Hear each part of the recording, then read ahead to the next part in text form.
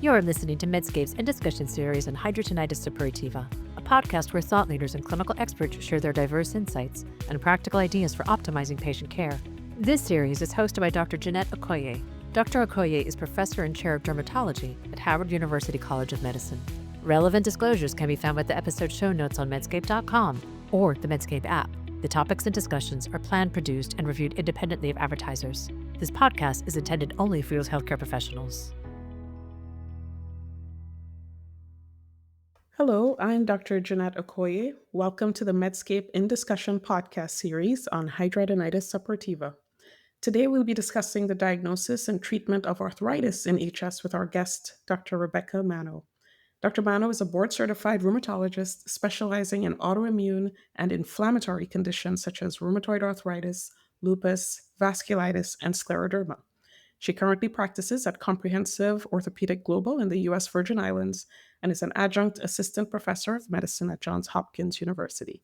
Thank you for joining us today and welcome to the Medscape in Discussion podcast. Hi, thank you so much for having me. This is such a pleasure.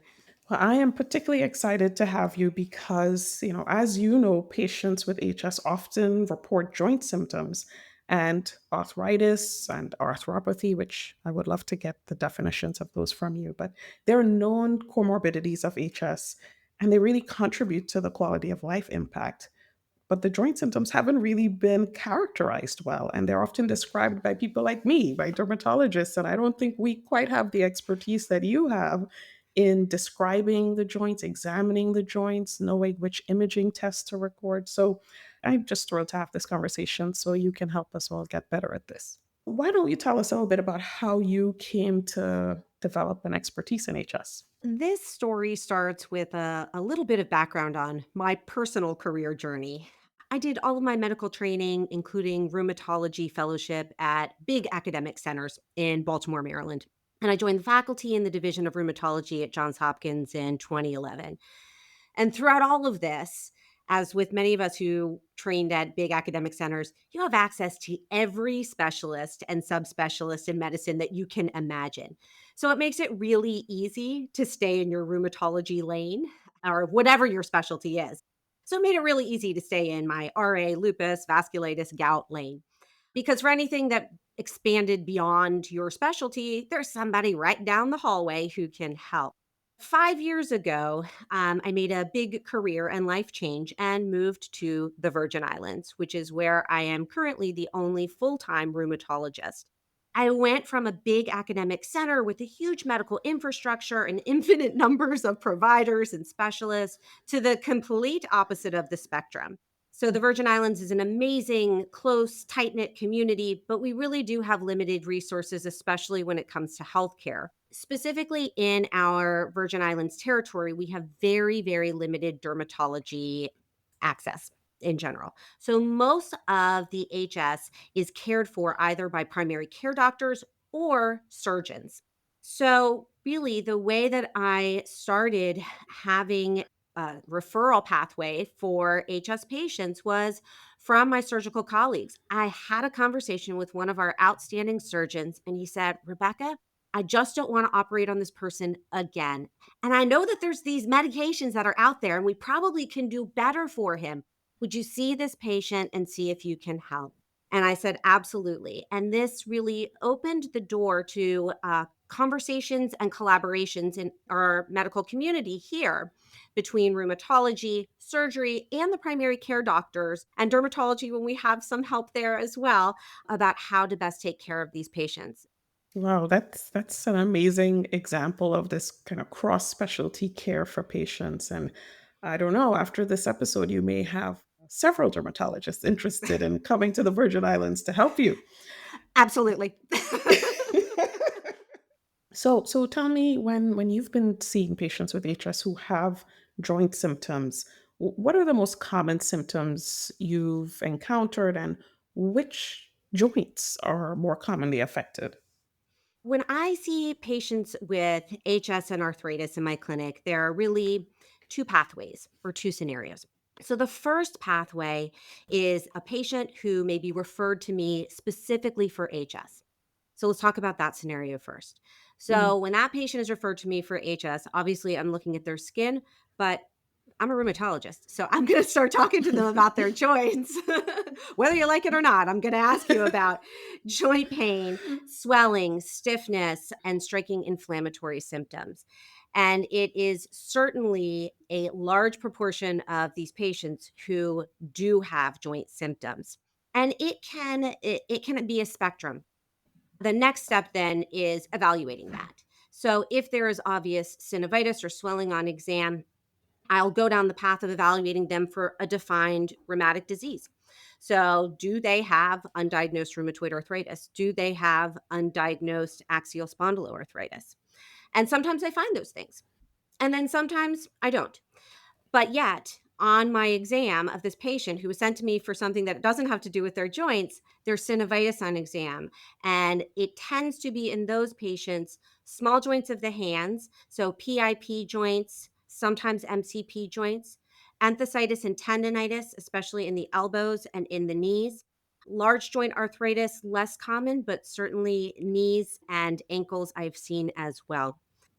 In general, if these patients do not have a defined rheumatic disease that I can attribute their inflammatory arthritis to, and it's associated with the HS, it tends not to be a destructive arthritis, although I have seen some exceptions to that rule as well. Mm. So the second scenario would be a patient referred to me for joint pain. So a typical rheumatology consult. We get these all the time, patient with joint pain. And then I uncover an HS diagnosis. Mm. And these are patients who, truthfully and regrettably, I probably would have missed the HS diagnosis 5 years ago in Baltimore because HS is not a comorbidity that in rheumatology we typically ask about in our history or in our review of systems. When we're working up an inflammatory arthritis or joint pain. We're really good at asking about psoriasis, skin manifestations of lupus or dermatomyositis, ulcers for pyoderma, erythema nodosum for sarcoidosis, but we really don't ask about HS. And I realized that when I started asking about it. And obviously, we'll be looking for it on our physical exam as well. But I recognize that if I didn't ask about it, a lot of patients may not tell me about it. Either they are embarrassed, Mhm. they think that it's not relevant to what we're talking about. And so if I don't ask about it and then I find it on physical exam, I say, "Why didn't you tell me about this?" And they're like, "Oh, well, that's nothing." And so you really see how patients they may not bring that to the forefront of, and Yeah. that could be whatever subspecialist that they're seeing, either because they're ashamed, they're embarrassed, they don't think that you can help about it, they're worried that you're going to be judging them for something. And so that was really eye-opening to me as well. Wow. So what I heard there is rheumatologists should be asking more about HS symptoms, and certainly dermatologists should be asking more about joint symptoms. Yeah. Now that I have a captive rheumatologist, I have so many questions. One of which is what are the typical symptoms you'll find in enthesitis and tendonitis? So with enthesitis and tendonitis, it tends to be pain with active resistance. For example, epicondylitis, which is an enthesitis or a tendonitis, right? So really common, doesn't have to be indicative of a systemic inflammatory disease. Typically that's your tennis elbow or your golfer's elbow.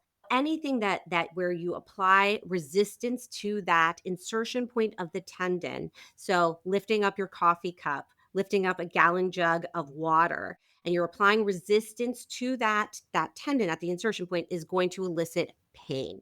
It's a good way to try to differentiate that sometimes from an arthritis, where arthritis will be painful even with passive range, could be painful even with passive range of motion. For a dermatologist who hasn't had your training, how would you describe a quick joint exam 101? I think there's a couple of ways. So first would be asking the questions, right? So even before laying hands on the patient is asking the questions about their joint symptoms. And I think, by the way, I think this is a space that is wide open for investigation. So Yeah. similar to how now with psoriasis and psoriatic arthritis, There are several simple screening instruments to really get at if patients are experiencing inflammatory joint symptoms, which should then prompt the referral to rheumatology. I think the same could be said for something similar for HS in the future, starting even just with a simple question of, do you have joint pain? Because some patients will say no. Right. Absolutely not. All right, then you're done. Then Right. you're done. Yeah. And then when they say yes, it's which joints, how long does it last, and is there swelling associated with it? So, which joints, that's going to help to direct your physical exam, especially as a dermatologist, because I don't expect you to do the head to toe joint exam.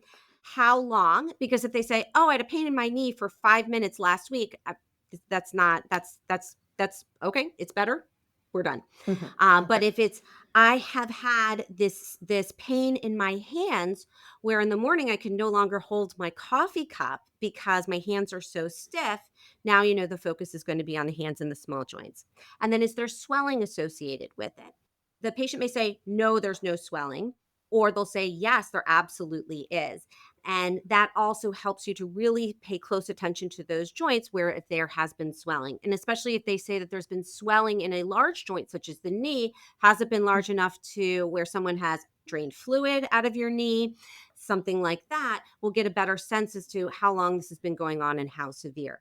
Then, when moving to the physical exam, admittedly, some of the more subtle synovitis, especially in the small joints of the hands and the wrists that I have seen in HS, can be more subtle. But I have absolutely seen the more robust synovial hypertrophy thickening of the joints and the small joints of the hands and in the feet with these patients. Certainly, taking a look at the joints that are the most effective, looking at it, seeing does it look swollen? Are you seeing normal landmarks? Palpating it, do you feel any fluid? Is it tender when you push on the joint itself, or is it not tender when you push on the joint and it's tender when you push somewhere else, like on a tendon insertion point? A quick and easy that we often teach medical students and our fellows even about how to quickly look for synovitis in the MCPs or in the MTPs is what's called an MCP squeeze or an MTP squeeze, where you literally just squeeze across 2 through 4 of the MCPs or 1 through 5 on the MTPs. And if you just do that and you don't have synovitis or pain, it should elicit nothing.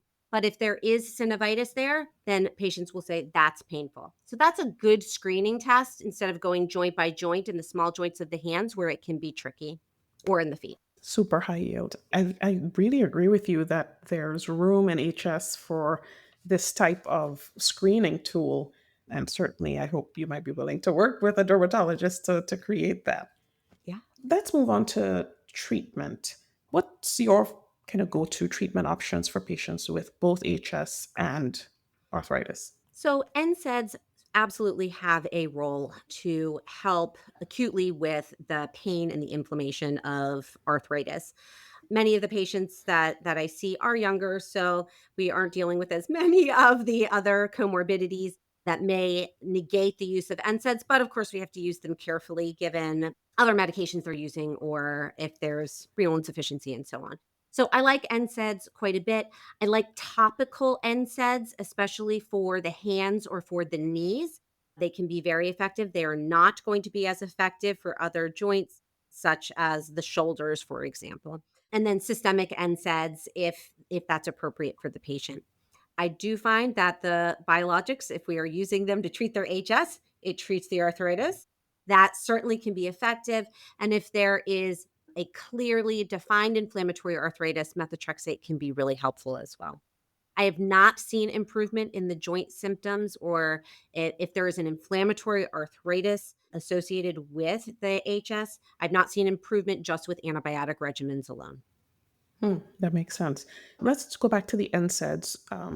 Are you referring to NSAIDs over the counter, like ibuprofen, etc., or are you referring to prescription NSAIDs?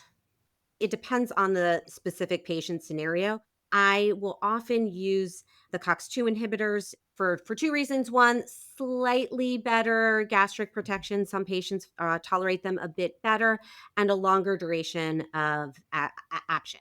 So ibuprofen really only lasts about 4 to 6 hours. So patients are taking it multiple times throughout the day or not taking it. Hmm. Whereas naproxen and many of the COX-2 inhibitors are twice a day drugs, once or twice a day drugs, which are easier for patients to take. Okay. And you mentioned methotrexate. Mhm. Do you combine methotrexate and biologics in some patients? Absolutely. Certainly, if they have a defined inflammatory arthritis that is independent of the HS, then methotrexate in combination, especially with the TNF alpha inhibitors, may give us additional benefit, especially for peripheral arthritis. This is not studied, certainly, in terms of if it's just HS associated, but Hmm. methotrexate in general can give really nice benefit for inflammatory arthritis of the small joints.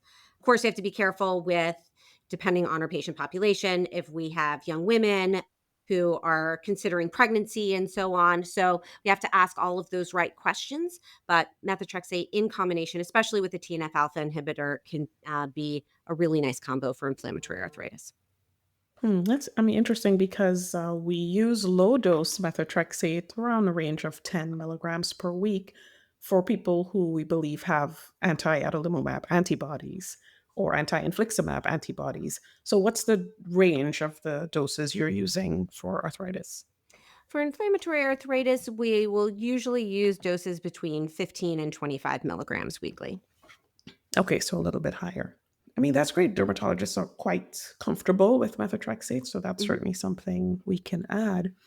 You mentioned topical NSAIDs. I'm not as familiar with that group of drugs. Can you tell us a bit more about those and which ones you prefer? So, diclofenac gel, which used to be prescription only, is now available over the counter, although some insurance companies will still pay for it if you write it as a prescription. And it can be kind of expensive if over the counter. It got its FDA approval for osteoarthritis of the hands and the knees because of the absorption. The joints are so close to the skin and easy absorption. Hmm. But I can find it be highly effective. I'll tell patients to apply it 2 to 3 times a day as needed. It is a little bit easier when you're in a warm climate, and so your knees may be exposed more, and you're not wearing long pants all of the time. But it can be a great additional tool, and then it doesn't cause the GI upset that we can see with NSAIDs as well. Back to sort of a bigger picture question here. Do you think the joint disease in HS is HS of the joints? Or do you think patients with HS are more likely to have other inflammatory types of arthritis? I think this is a fantastic question, and I think this is the question that we should really have some good research agendas moving forward on, Mm-hmm. because I think both are true. Okay. The data that do exist, especially in the dermatology literature, shows us that patients with HS have a increased risk of also having another autoimmune disease. And we Mhm. know that's true in autoimmune diseases in general. If you've got one, you're allowed to have as many as you darn well please. And so and so those data are very clear that there is an increase prevalence of rheumatoid arthritis and axial spondyloarthritis in patients with HS. I think there's no doubt that there is this, you can have more than one, but it should be very clearly defined. So if we're going to call it rheumatoid arthritis and HS, it should be very, very clearly defined. This is where serologies and even classification criteria can be very helpful. Now, I know classification criteria are not diagnostic criteria, but they give us some boundaries when we're thinking about how to consider the different organ manifestations of an inflammatory process.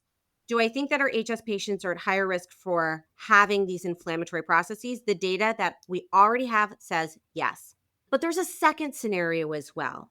And these are the HS patients that don't have serologies, have an inflammatory arthritis, and have robust systemic inflammation. Now, on the one hand, you could call these patients and they would meet criteria for seronegative rheumatoid arthritis. Technically, yes. These patients don't have antibodies.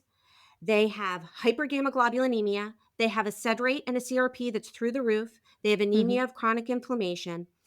You could call these patients seronegative RA.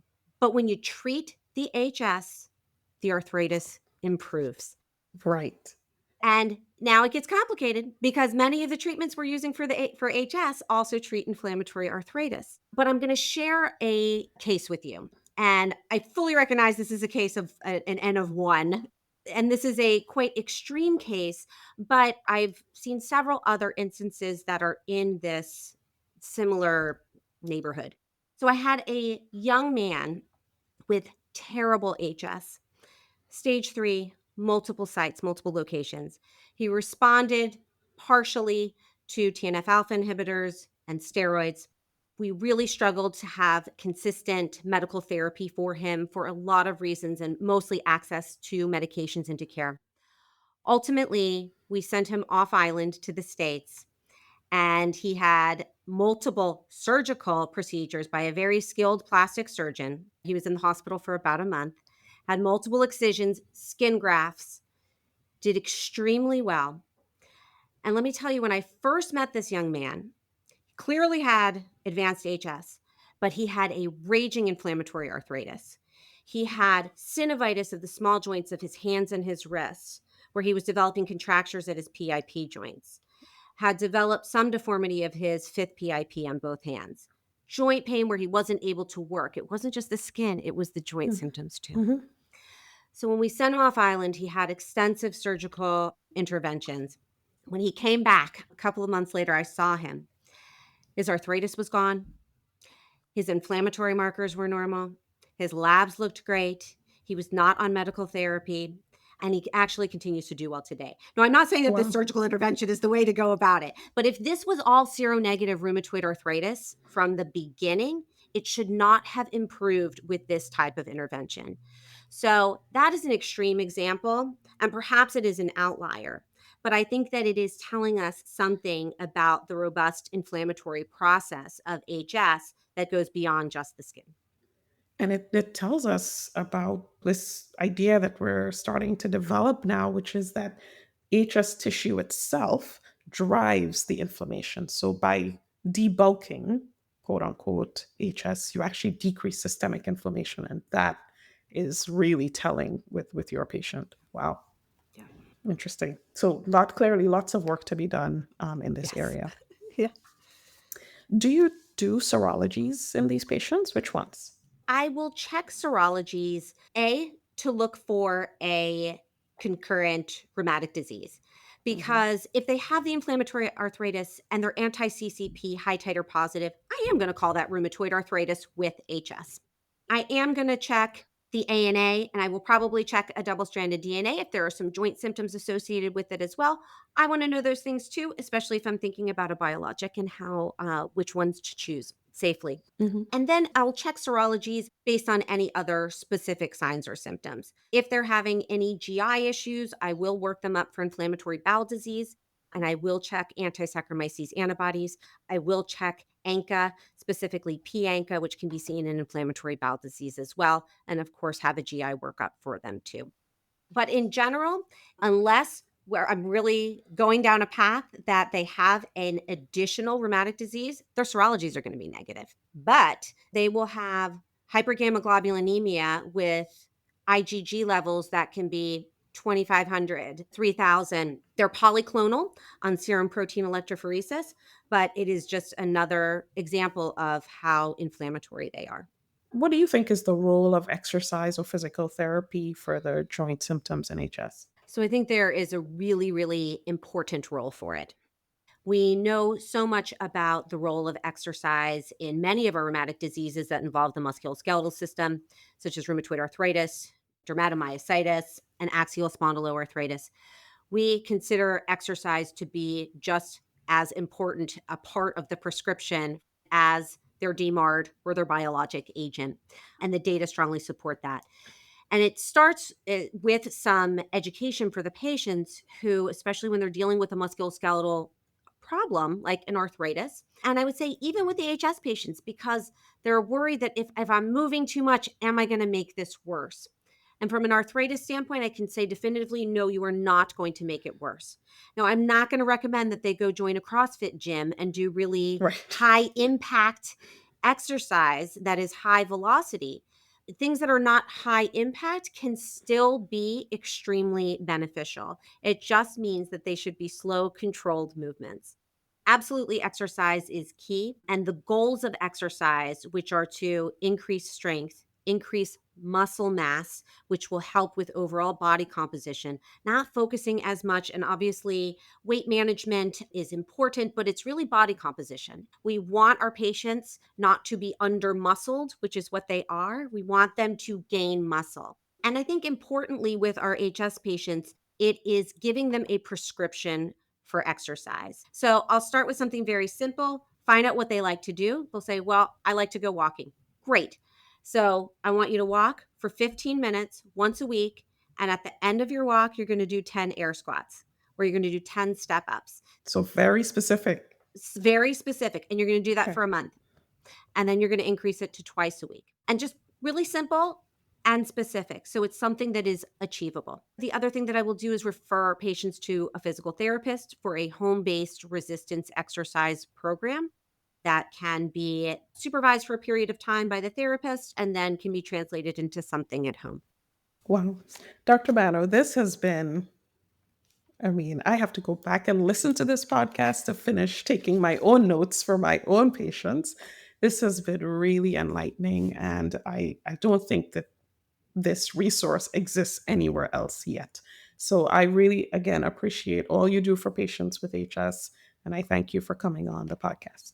Well, and I thank you for inviting rheumatology to the conversation about HS. We are definitely, as a community, happy to be here and be a part of this. So thank you for all that you're doing as well.